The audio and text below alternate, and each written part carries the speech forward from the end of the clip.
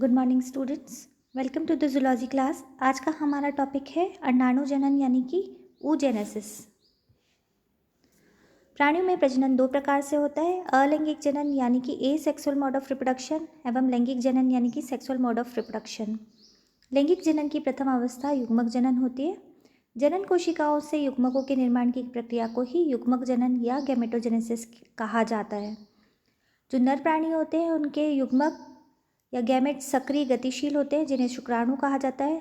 अतः नर प्राणियों में शुक्राणुओं के निर्माण की जो प्रक्रिया होती है वो शुक्राणु जनन या स्पर्मेटोजेनेसिस कहलाती है।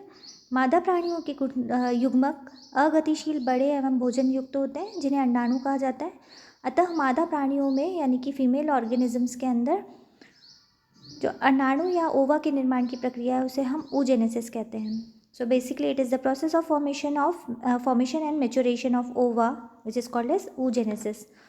ओवा या अंडाणु का जो निर्माण है वो ओवरी या अंडाशय में, जो कि फीमेल रिप्रोडक्टिव ऑर्गन होते हैं, उनके अंदर जर्माइनल एपिथेलियम यानी कि जनन उपकला के द्वारा किया जाता है। जनन उपकला की जो कोशिकाएं होती हैं वे उनका जो केंद्रक होता है वो बड़े आकार का होता है। इन्हें हम प्राइमोडियल जर्म सेल्स यानी कि आदि जनन कोशिकाएं कहते हैं। आदि जनन कोशिकाओं में अर्धसूत्री विभाजन के द्वारा हैप्लॉइड न्यूक्लियस वाले युग्मकों का निर्माण किया जाता है जिन्हें अंडाणु कहा जाता है। और इन अंडाणुओं में बहुत अधिक मात्रा में फूड रिजर्व्स प्रेजेंट होते हैं ताकि बढ़ रहे या बढ़ते हुए अंडाणु को पोषण प्राप्त हो सके। ये एक फीमेल रिप्रोडक्टिव ऑर्गन की स्ट्रक्चर है जिसके अंदर हम देख सकते हैं यहाँ पे दो ओवरी उपस्थित होती हैं। दोनों ओवरी जो है वो अपनी अपनी तरफ की फेलोपियन ट्यूब्स के द्वारा कनेक्टेड होती हैं। फेलोपियन ट्यूब एक बड़े कोश के समान संरचना में खुलती है जिसे यूट्रस यानी कि गर्भाशय कहा जाता है। गर्भाशय की जो लाइनिंग होती है उसे एंडोमेट्रियम कहा जाता है। एंडोमेट्रियम के बाहर एक मस्कुलर लाइनिंग प्रेजेंट होती है जिसे मायोमेट्रियम कहा जाता है। गर्भाशय सर्विक्स में खुलता है और सर्विक्स अल्टीमेटली वेजाइना में खुलती है। अंडाणु जनन यानी कि गैमेटोजेनेसिस oogenesis की जो प्रक्रिया है उसे हम तीन भागों में विभाजित करते हैं। गुणन प्रावस्था यानी कि प्रोलिफरेटिव और मल्टीप्लिकेशन फेज, ग्रोथ अवस्था यानी कि वृद्धि अवस्था एवं मैच्योरेशन अवस्था या परिपक्वन अवस्था। सबसे पहले देखते हैं हम गुणन प्रावस्था।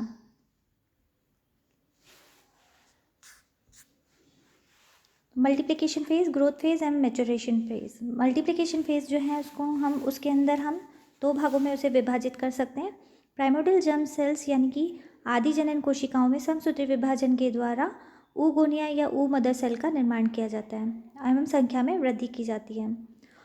After proliferation cells are termed as primary oocyte। और पुनः जब ये प्रोलिफरेशन का जो प्रोसेस रुक जाता है या गुणन की जो क्रिया है वो रुक जाती है, उसके पश्चात बनने वाली जो कोशिका होती है उन्हें हम प्राइमरी oocyte कहते हैं। प्राइमरी oocyte के अंदर ही ग्रोथ अवस्था यानी कि वृद्धि अवस्था का प्रारंभन किया जाता है। और वृद्धि काल जो है वो कुछ लंबा होता है, इनफैक्ट कुछ वर्षों तक हो सकता है। मनुष्य में प्राथमिक अंड कोशिका का जो आकार होता है वो 0.02 mm से mm तक होता है, जो कि बढ़कर के 0.14 mm तक हो जाता है। वृद्धिवस्था के अंदर प्राथमिक अंड कोशिका के कोशिका द्रव्य पीतक की मात्रा तथा केंद्रक में अत्यधिक वृद्धि की जाती है। वृद्धि अवस्था या ग्रोथ अवस्था को हम दो भागों में विभाजित कर सकते हैं, प्री वाइटलोजेनेसिस फेज एवं वाइटलोजेनेसिस फेज, यानी कि पीतक पूर्व वृद्धि काल एवं पीतक वृद्धि काल। पीतक वृद्धि काल पूर्व वृद्धि काल को हम पुनः दो भागों में विभाजित करते हैं, growth of the nuclear substances and growth of the cytoplasmic substances. Multiplication phase के बनने वाले बाद जो बनने वाली कोशिकाएं होती हैं वे भी द्विगुणित होती हैं, यानी कि उनके अंदर भी 2n नंबर ऑफ क्रोमोसोम उपस्थित होते हैं जिन्हें हम प्राइमरी oocyte कहते हैं। ग्रोथ अवस्था दो भागों में मिलकर के बनी होती है, प्री वाइटोलोजेनेसिस एंड वाइटोलोजेनेसिस। प्री वाइटोलोजेनेसिस को फिर से हम दो भागों में विभाजित करते हैं, growth of the nuclear substances and growth of the cytoplasmic substances. पहले हम देखते हैं growth of the nuclear substances. केंद्रक द्रव्य का अत्यधिक निर्माण किया जाता है, केंद्र के अम्लों की मात्रा में वृद्धि की जाती है। न्यूक्लियाई जो है वो बड़ी दिखाई देने लगती है जिसे जर्मिनल वेसिकल कहा जाता है। न्यूक्लियर से यानी कि केंद्रक द्रव्य का निर्माण किया जाता है कि जो गुणसूत्र हैं वह बड़े आकार के हो जाते हैं एवं आरएनए के निर्माण एवं प्रोटीन सिंथेसिस में व्यस्त हो जाते हैं। इन बड़े आकार के गुणसूत्रों को जाइंट क्रोमोसोम्स या लैम्ब ब्रुंश क्रोमोसोम्स कहा जाता है। न्यूक्लियोलस जो है वो आरआरएनए के निर्माण के लिए उत्तरदायी होती है। ट्रांसफर आरएनए एवं आरआरएनए का संश्लेषण किया जाता है और केंद्रिका के आकार में भी बड़ी हो जाती है। समसूत्री विभाजन के बिना जीन की संख्या में वृद्धि की जाती है, जिसे हम जीन विस्तारण या जीन एम्प्लीफिकेशन की प्रक्रिया कहते हैं। उसके पश्चात कोशिका द्रव्य में वृद्धि। कोशिका द्रव्य में वृद्धि जो है वो गुणात्मक एवं मात्रात्मक वृद्धि होती है, यानी कि क्वांटिटेटिव एवं क्वालिटेटिव ग्रोथ की जाती है। माइटोकॉन्ड्रिया जो है वो संख्या में बढ़ते हैं और बर्ड्स के अंदर ये माइटोकॉन्ड्रियल क्लाउड्स बनाते हैं ताकि बढ़ रही ऑक्सीजन कंजप्शन की रिक्वायरमेंट को पूरा किया जा सके। गोल्जी बॉडी जो है वो डिसअपेयर होकर के कॉर्टिकल ग्रेन्यूल्स का निर्माण करता है। ये कॉर्टिकल ग्रेन्यूल्स जो हैं वो प्लाज्मा लेमा के परिधि पर विन्यासित होकर के और जब फर्टिलाइजेशन हो चुका होता है तो उसके बाद में फर्टिलाइजेशन मेम्ब्रेन का निर्माण करते हैं। एंडोप्लाज्मिक रेटिकुलम बड़े होकर के फ्यूज़ होकर के और वेसिकल का निर्माण करते हैं। वाइटोलोजेनेसिस यानी कि पीतक वृद्धि काल। पीतक वृद्धि काल के अंदर अंड कोशिका के अंदर योग का डिपोजिशन किया जाता है। योग यानी कि पीतक जो है वो एक stored form of reserve food होता है एग के अंदर, और पीतक के निर्माण की जो प्रक्रिया है उसे हम पीतक वृद्धि काल के अंतर्गत इंक्लूड करते हैं। पीतक अगर हम रासायनिक आधार पर देखें तो दो प्रकार के होते हैं, फैटी योग एवं प्रोटीन योग। पीतक का जो निर्माण है वो अंडाशय के अतिरिक्त अन्य ऑर्गन्स के अंदर किया जाता है, जैसे कि वर्टिब्रेट्स के अंदर लिवर यानी कि यकृत में किया जाता है और वहाँ से इसे ब्लड के द्वारा ट्रांसपोर्ट करके घुलनशील रूप में फॉलिकुलर सेल्स तक लाया जाता है और फॉलिकुलर सेल्स के द्वारा ये अंडाशय या अंडाणु या अंड कोशिका के अंदर ट्रांसपोर्ट किया जाता है। फिजियोकेमिकल नेचर ऑफ योग, जैसा कि मैंने बताया है आपको कि प्रोटीन योग और फैटी योग दो प्रकार के योग होते हैं। प्रोटीन योग का अगर हम कंपोजिशन देखें तो ये मुख्यतः प्रोटीन, फास्फोलिपिड और फैट से मिलकर के विभिन्न कॉम्बिनेशन में मिलकर के बनता है। रासायनिक दृष्टि से जो योग है उसके अंदर दो मुख्य पदार्थ पाए जाते हैं जिसे हम फास्फेटिन और लाइपोविटिलिन कहते हैं। एक पीतक बिंबाणु में दो फास्फेटिन अणु और एक लाइपोविटिलिन अणु पाया जाता है।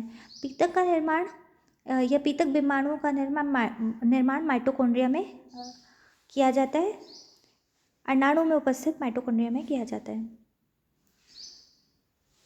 योग का अगर हम फंक्शन देखें तो it is basically very important for the growing egg. एक स्टोरेज, फूड स्टोरेज की तरह काम करता है। इसके अलावा ये डिफ्रेंशिएशन यानी कि विभेदन की प्रक्रिया को इन्फ्लुएंस करता है या प्रभावित करता है और क्लीवेज को या विदलन की प्रक्रिया को भी प्रभावित करता है। एग का साइज डिटरमाइन करता है, अंडे की आकृति को निर्धारित करता है। It also influences the morphogenetic movements of blastomeres during gastrulation. Gastrulation के दौरान जो विभिन्न प्रकार की मार्फोजेनेटिक मूवमेंट होती है, विभेदन गतियाँ होती हैं, उनको भी निर्धारित करता है। उसके पश्चात हम आ जाते हैं मैच्योरेशन फेज़ के अंदर, यानी कि परिपक्वन अवस्था। प्राइमरी oocyte के अंदर जब तक मैच्योरेशन अवस्था प्रारंभ होती है तब तक अर्धसूत्री विभाजन प्रारंभ हो चुका होता है। मैच्योरेशन अवस्था या परिपक्वन अवस्था तक पहुँचते पहुँचते गुणसूत्र डाइकाइनेसिस अवस्था में पहुँच जाते हैं, जो कि मियोसिस फर्स्ट की प्रोफेज अवस्था की 5वीं अवस्था है। मियोसिस फर्स्ट यानी कि अर्धसूत्री विभाजन प्रथम जो है उसकी प्रोफेज अवस्था को हम 5 उप अवस्थाओं में विभाजित कर सकते हैं, leptotene, pachytene, zygotene, diplotene and diakinesis. Diakinesis अवस्था तक आते आते गुणसूत्र जो हैं वो जोड़े बना करके एक दूसरे से अलग हो जाते हैं। आगे के विभाजन हेतु शुक्राणु द्वारा उद्दीपन दिया जाता है और प्रथम अर्धसूत्री विभाजन के फलस्वरूप, अर्धसूत्री विभाजन फर्स्ट या मियोसिस फर्स्ट के फलस्वरूप अनइक्वल डिवीजन होता है, यानी कि असमान रूप से विभाजन होता है और साइटोप्लाज्म में विभाजित होकर के एक बड़ी आकृति की कोशिका बनाता है और एक छोटी आकृति की कोशिका बनाता है। बड़ी आकृति की कोशिका जो होती है उसे हम सेकेंडरी oocyte कहते हैं और जो छोटी आकृति की कोशिका होती है वह ध्रुवीय काय यानी कि प्रथम ध्रुवीय काय या पोलर बॉडी का निर्माण करती है। सेकेंडरी oocyte के अंदर मियोसिस सेकंड होता है, जो कि एक सम केंद्र की विभाजन होता है, किंतु असमान कोशिका द्रव्य विभाजन होता है, जिसके फलस्वरूप बनने वाली कोशिका ऊटिड कोशिका कहलाती है। ऊटिड कोशिका और जो सेकंड कोशिका होती है उसे हम सेकेंडरी पोलर बॉडी कहते हैं। प्राइमरी पोलर बॉडी विभाजित होकर के पुनः 2 पोलर बॉडी का निर्माण करती है। इस क्रिया को हम इसके द्वारा चित्र के द्वारा समझ सकते हैं। सर्वप्रथम oogonia के अंदर माइटोसिस विभाजन द्वारा oogonia का निर्माण होता है। ये अवस्था जो है मल्टीप्लिकेशन अवस्था कही जाती है, गुणन अवस्था कही जाती है, जिसके द्वारा प्राइमोर्डियल जर्म सेल जो है वो अपनी संख्या में वृद्धि करती है। प्राइमरी oocyte के अंदर सेल ग्रोथ होती है और प्राइमरी oocyte जो है वो आकार में वृद्धि कर लेती है। फर्स्ट रिडक्टिव डिवीजन या मियोसिस फर्स्ट के द्वारा सेकेंडरी oocyte एवं पोलर बॉडी का निर्माण होता है। मियोसिस सेकेंड के द्वारा ooted, जिसे हम मेच्योर होने के बाद में ओवम कहते हैं, एवं सेकेंडरी पोलर बॉडी का निर्माण होता है। इसके साथ हमारी ये प्रक्रिया यहाँ पे समाप्त होती है।